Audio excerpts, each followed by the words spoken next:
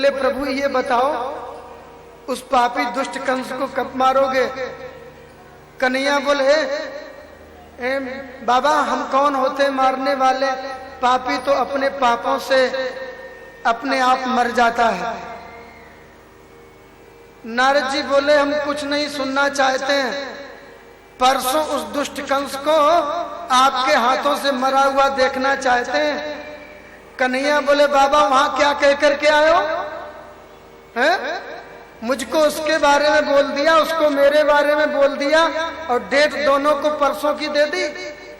नारद जी बोले प्रभु ये नारद वही काम करता है जिसमें सभी का हित हो। कन्हैया बोले चिंता मत करो। फिर क्या था, अक्रूर जी को दरबार में कंस ने बुलाया, अक्रूर का स्वागत किया, हाथ में हाथ लेकर के सिंहासन पर बिठाया। अक्रूर की धड़कन तेज हो गई। हे भगवान इस दुष्ट ने ठीक से कभी राम राम भी नहीं की, आज इतना स्वागत कर रहा है। नवन नीच की अति दुखदाई, कोई षड्यंत्रकारी व्यक्ति ज्यादा स्वागत सत्कार करे तो समझ लो दाल में कुछ काला है। अक्रूर जी बोले बात क्या है? बोले अक्रूर बात ये है तुम्हें नहीं मालूम, वसुदेव चुपचाप जाकर के अपने बालकों को नंद बाबा क्या छोड़ाया। वो कृष्ण बलराम ही तो मेरे शत्रु हैं। मैंने धनुष यज्ञ का मेला रचा है, आप कृष्ण बलराम को लेकर के आओ, वो यहाँ मेला देखते रहेंगे, धोखे से हम उनको खत्म कर देंगे। अक्रूर बोले जीव मनोरथ तो बहुत बड़े बड़े करता है, लेकिन होगा क्या ये तो प्रभु ही जाने। एक व्यंग अक्रूर ने कर ही दिया। ठीक है तुम जाओ जल्दी से। अक्रूर ने रथ सजाया और अक्रूर चल पड़े वृंदावन की ओर। बोलो जय श्री कृष्ण। अक्रूर मन में विचार कर रहे हैं किम मया चरितम भद्रम किम तप तप परम तपः किम बा था अर्हते दत्तम यद्रक्षाम नद्य केशवम। केशवम मैंने ऐसा कौन सा सत्कर्म किया आज प्रभु का मुझे दर्शन होगा? क्या मुझे कंस का सेवक या दूत समझ करके कहीं मुझे ठुकरा तो नहीं देंगे? नहीं नहीं, वो तो कल्पों के कल्प वृक्ष हैं, जीव के भाव को पढ़ लेते हैं। अक्रूर जी आ रहे थे, अक्रूर की रथ में समाधि लग जाती है। अचानक अक्रूर ने देखा हिरणों की टोली दाईं तरफ से निकल गई। ओहो ये सो शकुन हो गया है। प्रदक्षिणम में प्रचरंत बई मृगा, मुझे उनका अवश्य दर्शन होगा। मथुरा से कोई पैदल भी आए तो महाराज पौन घंटे एक घंटे से ज्यादा ना लगे। अक्रूर को सारा दिन लग गया, क्योंकि अक्रूर की समाधि रथ में लग जाती थी। बोलो जय श्री कृष्ण। ध्यान आता तो रथ को चलाते। संध्या के समय पर रथ वृंदारण्य में प्रवेश किया। कृष्ण बलराम गौ दोहन करके बाहर निकल रहे थे। अक्रूर ने जैसे ही देखा दाऊ जी के गौर वर्ण पर नीलांबर है और कन्हैया के श्याम वर्ण पर पीतांबर लहरा रहा है। अक्रूर जी दौड़ के गए, चरणों में गिर गए। कन्हैया ने कहा ओह काका जी आ गए, काका जी आ गए। कृष्ण बलराम ने उठा करके हृदय से लगा लिया। जीव इतना सोच नहीं सकता है भगवान जितना प्रेम करते हैं। कृष्ण बलराम अक्रूर को भवन में लेकर के गए। मैया यशोदा को पता चली कि अक्रूर कृष्ण बलराम को लेने आया है। मैया का हृदय मचल गया। यदि कोई मेरे से मेरे प्राण मांगे तो मैं मुस्कुरा करके दे सकती हूँ, लेकिन कृष्ण बलराम को मैं देना कभी सीखा नहीं, और कृष्ण बलराम को मैं जाने नहीं दूंगी मथुरा, वहां निर्दयियों का साम्राज्य है। कृष्ण बलराम मचल गए। मैया तू हमें कबू घर से बाहर ना जाने दे है, घर में ही बिठा के रखे है।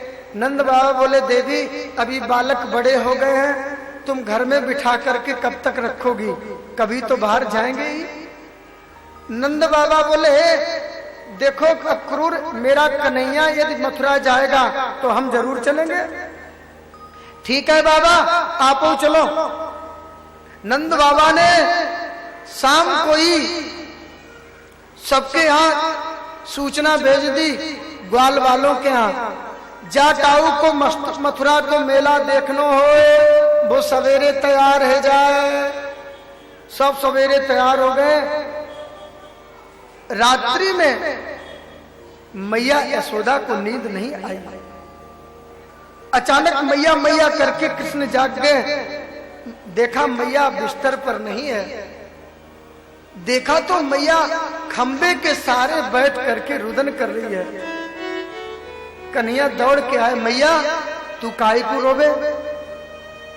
मैया बोली, लाला सवेरे होते ही तू मथुरा जा रहे हो है।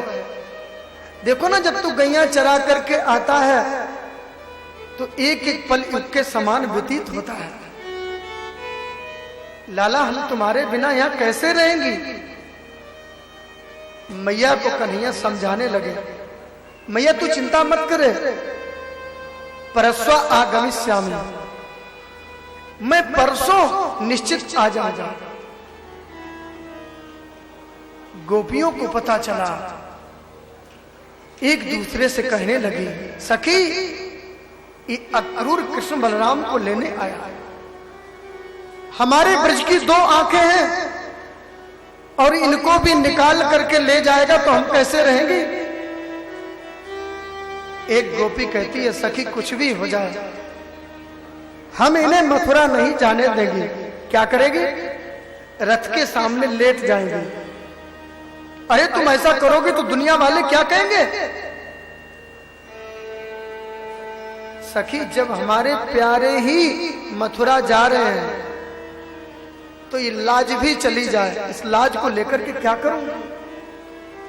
किमनो कर्ष्य कुल वृद्ध बांधव, ये वृद्ध बांधव परिवार का संकोच क्या करना जब हमारे प्रभु ही मथुरा चले जाए।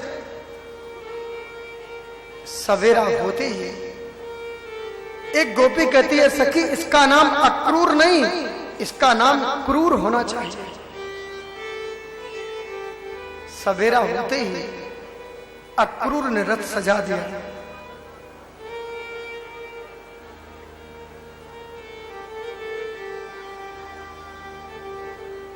नंद बाबा पहले ही ग्वाल वालों को लेकर के मथुरा चले गए।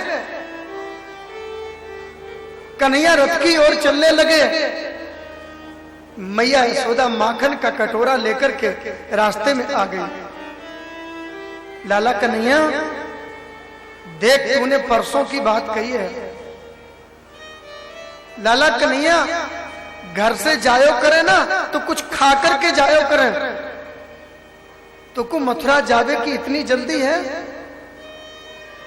लाला जब तक तू मथुरा से वापस नहीं आ जावेगो, मैं माखन का कटोरा लेकर के द्वार पर बैठी हूं। मैया को समझाने लगे कृष्ण। सुखदेव जी कहते, राजन अक्रूर जी ने रथ में बैठ गए, बलराम जी रथ में बैठ गए। कन्हैया जैसे ही बैठने को हुए, हजारों गोपियों ने, लाखों गोपियों ने आकर के रथ को घेर लिया। अरे कृष्ण, तुम्हें मथुरा जाना है तो रथ हमारे ऊपर से निकाल दो। अब देखो ना, ये गाय तुम्हारे बिना नहीं रहेंगी। हम सब ब्रजवासी भी तो आपकी गाय है। यदि तुम्हें मैंने मैया से शिकायत की तो मैं वचन देती हूं अब मैया से कभी शिकायत नहीं करूंगा। मेरी गैया चराने में तकलीफ हुई हो, दोबारा हमारी गैया चराने तुम मत जाना। लेकिन कृष्ण तुम मथुरा मत जाओ, क्योंकि हम तुम्हारी मुरली सुने बिना रह नहीं सकती और मथुरा में कोई मुरली सुनने वाला नहीं है। रुक जाओ, तुम मत जाओ। भगवान उतर करके गोपियों को समझाने लगे। गोपियों देखो ना, मेरे मामा जी ने मुझे बुलाया है, धनुष यज्ञ का मेला रचा और मैं आज जा रहा हूं, परसों रुकूंगा, कल रुकूंगा, परसों वापस। और परस्वा आगमिष्यामि, मैं परसों वापस आ जाऊंगा। भगवान ने अपनी मुरली को किशोरी जी को सौंप दिया। मथुरा में मुरली की कोई जरूरत नहीं। बोलो जय श्री कृष्ण। ठीक है, गोपी बोली सखी हमारे प्यारे मथुरा जाएंगे तो कितने प्रसन्न होंगे, हमें इनके सुख में विघ्न नहीं डालना चाहिए। तत् सुखे सुखित्वम, प्रेम में देने की इच्छा होती है, लेने की नहीं। हमें अपना स्वार्थ छोड़ देना चाहिए। आज ये जाएंगे, कल हम जैसे तैसे समय निकाल लेंगे, परसों ये वापस आ ही जाएंगे। गोपियां अनचाही पीछे हटने लगे। बोलो जय श्री कृष्ण। इनको रोक दो। गोपियां अनचाही पीछे हटने लगी। इशारा किया अक्रूर रथ चलाओ। अक्रूर ने रथ चलाया। जब तक रथ दिखता रहा तब तक गोपियां खड़ी रही। रथ दिखना बंद हो गया। जब तक रथ की ध्वजा दिखती रही तब तक गोपियां खड़ी रही। ध्वजा भी दिखनी बंद हो गई। जब तक वो धूल उड़ती रही तब तक गोपियां उस धूली को देखती रही। और धूली देखनी बंद हो गई तो वापस आ गई। बोलो जय श्री कृष्ण। और भगवान मधुबन को चल पड़े। बोलो जय श्री कृष्ण। निकल पड़े और चलते चलते भगवान मथुरा में पहुंच गए। हाँ, गोपियां वापस आ गई। मथुरा में प्रवेश किया। मथुरा नगरी सजी हुई थी। हाँ, मथुरा नगरी सजी हुई थी। अक्रूर को भी भगवान ने जल में दर्शन दिए। मथुरा में प्रवेश किया। नंद बाबा लाला कन्हैया बलराम, हम देखो पैदल ही मथुरा आ गए, तुम्हें इतनी देर कैसे लग गई? कन्हैया बोले बाबा ये काका जी है ना, यमुना में स्नान करने में घंटन लगा दिए, या लिए देरी हो गई। ठीक है लाला, थको है वो, आराम कर ले। कन्हैया बोले बाबा अभी एक प्रहर दिन बाकी है, आप आज्ञा करो, मैं मथुरा घूम करके आता हूं। नंद बाबा बोले अपनो वृंदावन ना है, जैसे मुंह उठाया और चल पड़े। तेरो कहा भरोसो, कब काऊ ते लड़बिड़ जाए, कब काऊ की दुकान में घुस जाए। हाँ, बलराम बोले बाबा मैं बहुत समझदार हूं, मैं अपने साथ कन्हैया को ले जाऊंगा और काऊ ते लड़ाई झगड़ो ना होएगो। नंद बाबा बोले बलराम तुम पे तो मुझे विश्वास है लेकिन कन्हैया पे नहीं। जाओ चल कन्हैया। दोनों भैया गलवैया डाल के चल पड़े और मथुरा में प्रवेश किया। बोलो जय श्री कृष्ण। मथुरा की श्रीमंत्रियां अट्टालिकाओं पे देख रही है चढ़ करके। हाँ, एक कहती है सखी देखो देखो ये कारो कारो मुरली वालों कितनो प्यारो कितनो सुंदर है। हाँ, एक कहती है गोरे गोरे है क्या ये कौन? बोले इन्हीं को नाम तो बलराम है, एक मुक्का में ही राम नाम सत्य कर दे। अब ये काले कारे कौन है? बोले यही तो कृष्ण है, अगासुर बकासुर बेमासुर केसी धेनुकासुर सब इनने ही तुम्हारे। अरे सखी देखो कितनो प्यारो। एक कहती देखो देखो वो मेरी ओर देख रहे हैं, दूसरी कहती तू ना जाने मेरी ओर देख करके कैसे मुस्कुरा रहे हैं। हाँ, धाये धाम काम सम त्यागी, मनऊ रंक निध लूटन लागी। मथुरा में प्रवेश किया। स्वागत हो रहा था, फूल बरस रहे थे। इतने में ही ब्रजवासी बोले, लाला जब से मथुरा में प्रवेश कियो तब से ये फूल बहुत बरस रहे, कोई रिश्तेदारी मालूम पड़े का? कन्हैया बोले, तुम ना जानो, यहाँ के जो महाराज है ना, खास हमारे मामा जी हैं। ग्वालवाल बोले, अरे तो तेने पहले काहे को ना बताई? जिन वस्त्रन को पहन करके हम गैया चरावे, बाई वस्त्रन को पहन करके चले आए, तेरे मामा के दरबार में भिखमंगा ना दिखेंगे? कन्हैया बोले, चाहो खाओ। अरे लाला, बढ़िया से अच्छे से वस्त्र मिल जाए, चमकीले से, और मामा जी के दरबार में जाएंगे, स्वागत करवा के आएंगे, वापस कर देंगे। कन्हैया बोले, चलो तो फिर व्यवस्था करेंगे। अब ब्रजवासी जा रहे थे, सामने से कंस का धोबी आता हुआ नजर दिखाई दिया। हाँ, लंबा चौड़ा शरीर, गुलगुच्छेदार मूछे, अकड़ करके आ रहा था। राष्ट्रपति से मिलना सरल है, लेकिन राष्ट्रपति के पीए से मिलना कठिन है। 1000 राष्ट्रपति का वोल्टेज अकेले पीए में होता है। हाँ, अकड़ करके आ रहा था। कन्हैया ये वस्त्रों पर हीरे जवाहरात लगाता था, बड़ा था आखिर। कन्हैया ने देखा धोबी को और हंस करके बोले, मामा जी राम राम।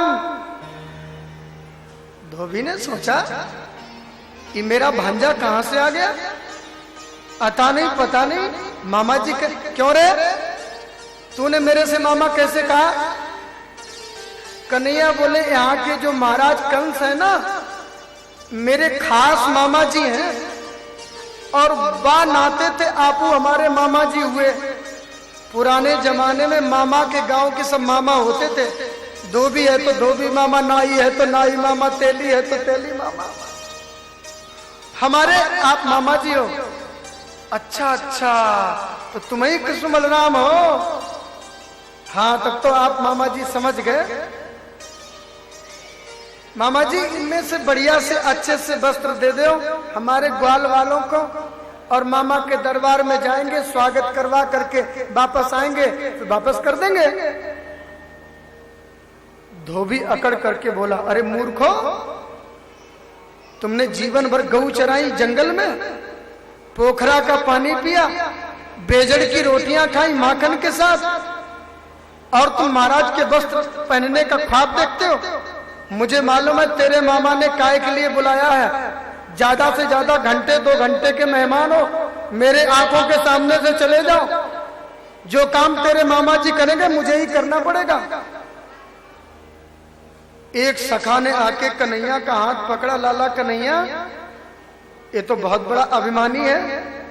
लाला, होगी सो देखी जाएगी, पूतना मारे हाथन ने या हुए दिखा दे।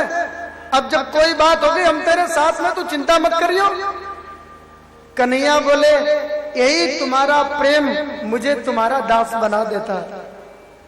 जैसे ही धोबी अकड़ के बोला, कन्हैया ने एक चांटा मारा गाल पे, उसका सिर कट के सड़क पर नाचने लगा। हल्ला हो गया, पूतना मारने वालों आ गए हो, गिर्राज उठावे वालों आ गए हो, जल्दी भागो भागो। अब सब पोटली छोड़ करके भाग गए। कन्हैया बोले, छांट लो वस्त्र, जिसको जैसे चाहिए हो। ग्वाल वालों ने वस्त्र छांट करके पहन लिए, और राजा महाराजाओं के वस्त्र जरा लंबे चौड़े होते हैं, छोटे छोटे ग्वाल वाल, और वस्त्र पहन करके जब चले तो बिना झाड़ू के सड़क सफा होने लगी। हाँ, बोलो जय श्री कृष्ण। हाँ, ब्रजवासी बोले, लाला ये वस्त्र है तो बहुत बढ़िया, चमकीले भड़कीले, लेकिन ये मगैनू से लग रहे हैं। कन्हैया बोले, तुमने अपनी मर्जी से छांटे तो हम क्या करें? अरे लाला, ये अच्छे ना लग रहे। कन्हैया बोले, चलो आगे कोई व्यवस्था तो क्या करें? बोले, फिर थोड़े से ऊपर टांग लो। जब ऊपर टांग करके चले तो लग रहा था हैंगर से टांग दिए हो। हाँ, चल पड़े। ये चल रहे थे मथुरा में, इतने में द्रोण नाम के दर्जी ने देखा, ओहो, ये नया फैशन कब से चल पड़ा। देख रहे थे कपड़े टांग करके चलने वाला फैशन पहली बार देख रहा हूं। दौड़ा भागा आया, भगवान को प्रणाम किया, सरकार आप आज्ञा करें तो आपके वस्त्र शरीर के अनुरूप बना करके पहना दे। अरे भैया दर्जी तेरे मोड़े में घी शक्कर, जल्दी जल्दी मेरे ग्वाल वालों को प्रसन्न करो। थोड़ी देर में उसने वस्त्र काट करके छांट करके शरीर के अनुरूप बना करके पहना दिए। कन्हैया बोले मेरे ब्रजवासियों को तूने प्रसन्न कियो, अब मुझसे वरदान मांगो, इनाम जो चाहिए सो मांगो। दर्जी ने सोचा अभी धोबी को क्या इनाम मिला है वो तो हमने देख ही लिया है। हाँ नहीं प्रभु बस आपकी कृपा बनी रहे, मुझे कुछ नहीं चाहिए। भगवान ने कहा मेरा आशीर्वाद है, तुम सदैव फलोगे फूलोगे। तो आजकल तो हम देख ही रहे हैं दर्जी कैसे फल फूल रहे हैं। बोलो जय श्री कृष्ण। हाँ जितने का कपड़ा नहीं उससे ज्यादा की सिलाई, और दूल्हे सरकार की पोशाक होए तब तो फिर माला माल है गए दर्जी। बोलो जय श्री कृष्ण। अब देखो कंजूसी मत करो, बोलो जय श्री कृष्ण। अब ये चल पड़े। ब्रजवासी बोले वस्त्र भी हो गए लाला, ब्रजवासियों के गले में जब तक माला ना हो तब तक काम ना चले। आगे चले तो सुदामा नाम के माली ने अपने घर ले जाकर के ग्वाल वालों को माला पहनाई, कृष्ण बलराम को माला पहनाई, उसे भक्ति का वरदान दे दिया। हाँ बोले वस्त्र भी हो गए, माला भी हो गई। ब्रजवासियों के जब तक माथे पे थापक ठुआ चंदन ना हो तब तक आनंद ना आए। बोले आगे व्यवस्था करेंगे। आगे चले तो 3 जगह से कमर टेढ़ी थी। एक कुबड़ी सी स्त्री आई, सामने से निकल रही थी और सोने की कटोरियों में 5 कटोरी चंदन घिस के ले जा रही थी। चंदन की बड़ी सुगंध आ रही थी। ब्रजवासी बोले लाला ये चंदन तो है तो बहुत बढ़िया, बड़ी सुगंध आ रही है, क्या हमें ये चंदन मिल सके? कन्हैया बोले चिंता मत करो, मामा जी की हर वस्तु पर भांजे का अधिकार है। हाँ यह समय जो दिखाई दे सब अपनों ही है। तो लाला जल्दी से चंदन को मेरे पास बुलाओ। बोलो जय श्री कृष्ण। इतने में ही बोलो जय श्री कृष्ण। इतने में ही कन्हैया ने मुड़कर के कहा अजी सुंदरी जी। जैसे ही सुंदरी जी कहा तो उसके कान में रसगुल्ला से घुरोई चलोगे हो। उसको पहली बार किसी ने सुंदरी कहा था। जैसे ही उसने मुड़ के देखा, कहा मेरे से कह रहे हो? हाँ सुंदरी जी मैं आपसे ही कह रहा हूं। सुंदरी जी क्या मैं आपका परिचय जान सकता हूं? क्यों नहीं, आपका परिचय क्या है? तो उसने बड़ा सुंदर जवाब दिया, प्रभु दास्यास्महं सुंदर कंस सम्मताम त्रिवक्र नामाय अनुलेप कर्मणि मद भाविते भोजपते रति प्रियम बिना इवाम पुण्यतमस्तदर हतिम। मैं भोजराज कंस की दासी हूं। 3 जगह से मेरी कमर टेढ़ी है, इसलिए मुझे त्रिवक्रा अथवा कुब्जा कहते हैं लोग। मैं थोड़ी कुरूप हूं तो संसार के लोग मुझसे बात करना पसंद नहीं करते हैं। बोलो जय श्री कृष्ण। हाँ और पूरे मधुपुरी में मेरे हाथ का घिसा गया चंदन प्रसिद्ध है। कन्हैया हंसकर के बोले सुंदरी जी क्या ये चंदन आज मुझे मिलेगा? कुब्जा ने कहा प्रभु ये मेरा सौभाग्य है, आप मेरे हाथ का चंदन आप स्वीकार करें तो फिर जल्दी से लाओ चंदन को।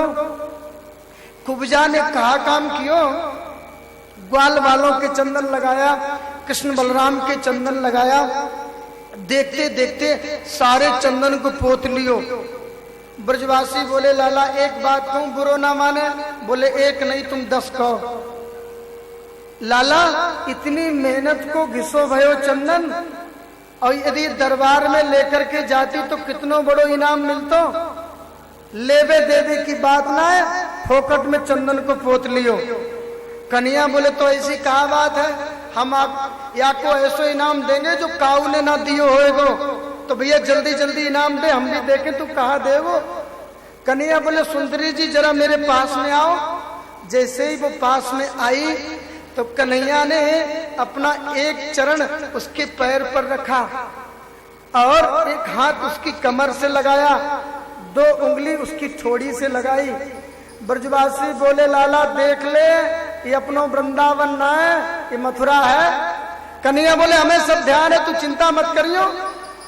अरे लाला तेरी जोड़ी तो जम गई, हाँ ये भी 3 जगह से टेढ़ी, तू भी 3 जगह से टेढ़ो। हाँ, और देखते ही देखते कन्हैया ने एक झटका दिया, तीनों कुंवर शांत हो गए, वो कुब्जा से सुंदरी हो गई। ये परमात्मा, परमात्मा जिसे चाहे ब्रह्मा को चींटी बना दे और चींटी को ब्रह्मा बना दे। बोलो जय श्री कृष्ण। कुब्जा तो हाथ जोड़ के बोली प्रभु अब आपको मेरे घर चलना होगा। कन्हैया बोले देखो सुंदरी जी, जब तक हम अपने मामा जी से नहीं मिल लेंगे तब तक किसी घर नहीं जाएंगे। ठीक है, आना जरूर, हाँ आपके घर जरूर आएंगे, आश्वासन दे दिया। बोलो जय श्री कृष्ण। और जाकर के चलते चलते जाकर के कंस का धनुष तोड़ दिया, वापस आगे विश्राम किया। सवेरे मल्लकीड़ा उसमें चले गए, मल्लकीड़ा भवन में चाड़ूर मुष्टिक सल तोसल और कबलिया पीड़ हाथी को पहले ही मार दिया भगवान ने। देखते देखते चाड़ूर मुष्टिक सल तोसल सब मारे गए। कूट नाम का असुर आया, पकड़ करके कन्हैया ने उसे भी कूट दिया। हाँ, और एक छलांग मारी, मामा जी के आसन पर चढ़ गए। क्या कर रहे हो, क्या कर रहे हो? मामा जी के केस पकड़ लिए। बोले केस पकड़ने से लगती है? बोले तुमने केस पकड़े तो लगेगी तो आई। अरे मामा जी बड़ी खुशी की बात है, आज आपको पतो तो चली केस पकड़ने से लगती है। पहले आपको पतो होती ना, जो 11 वर्ष पहले आपने जो गलती की, मेरी माँ का विवाह हो रहा था, आपने मेरे माँ के केस पकड़े थे और आज वही देवकी का अष्टम पुत्र तुम्हारे सामने खड़ा है। इतना कहकर भूमि पर पटका असुर, तुरंत छाती पर उसके चढ़े त्रिभुवन पति भगवंत। प्राण तो ऊपर ही निकल गए तो शरीर नीचे गिरा और भगवान कूद गए, कंस के प्राण पखेरु उड़ गए। भगवान कंस का वध कर दिया। बोलिए कंस मर्दन भगवान की जय। कंस का मर्दन हो गया, उग्रसेन को राजा बना दिया। अब जल्दी जल्दी राजा बनाते हैं। और नंद बाबा को भगवान ने विदा कर दिया। नंद बाबा एक बार व्याकुल हो गए, लाला तेरी मैया यशोदा को हम जाकर के क्या कहेंगे? आज नंद बाबा को पतो चली वसुदेव 11 वर्ष पहले अदला बदली कर गए। कृष्ण वसुदेव का बेटा है। नंद बाबा को बहुत समझाया। नंद बाबा बिना कृष्ण बलराम के वापस आ गए ब्रज में और वसुदेव देवकी को मुक्त किया। उग्रसेन को राजा बनाया। भगवान संदीपनी गुरु के यहाँ विद्या अध्ययन करने के लिए चले गए और अल्पकाल विद्या सब पाई। और इसी विद्यालय में कृष्ण बलराम की अभिन्न हृदय मित्र सुदामा से मैत्री हुई। बोलो जय श्री कृष्ण। अवंतिकापुरी उज्जैन गए पढ़ने, वापस आए पढ़ करके आजकल कुछ बात नहीं कर रहे हैं, उदास रहते हैं। वसुदेव जी ने उद्धव को भेजा। वृष्णी नाम प्रवरो मंत्री कृष्ण से दैता सखा, शिष्यो बृहस्पति साक्षात उद्धवो बुद्धि सप्तमा। उद्धव को भेजा। उद्धव को सारा वृतांत बताया। उद्धव ब्रजमोई विसरत नाही। उद्धव तुम ब्रज को जाओ, मैया बाबा को धीरज दीजो, गोपिन को समझाओ, तत्व ज्ञान का तत्व बता के हरिते उन्हें मिलाओ। गोपी उद्धव जब से मैं आया हूं ब्रजवासियों की मुझे याद आती है। अब देखो ना, यदि वो मेरी याद नहीं करते हैं तो मुझे उनकी याद क्यों आती है? वो मेरी याद करते इसीलिए तो उनकी याद आती है। आप जाओ, मैं परसों की कह करके आया था, बरसों हो गए। ठीक है, चला तो जाऊंगा लेकिन मैं 7 घंटे से ज्यादा नहीं रुकूंगा। बोले जाओ तो सही, 7 घंटे रुकोगे कि 7 महीने बाद आओगे, ये तो समय बताएगा। भगवान ने उद्धव को कारी कमरिया को उड़ा दिया। भगवान जब तक ब्रज में रहे तब तक उन्होंने चरण में पादुका नहीं पहनी, केवल केस नहीं कटाए, कोई बहुत ज्यादा वस्त्र नहीं पहने, काली कामरी को ओढ़ करके ही रहे। सूरदास कारी कामर पे चढ़ई न दूजो रंग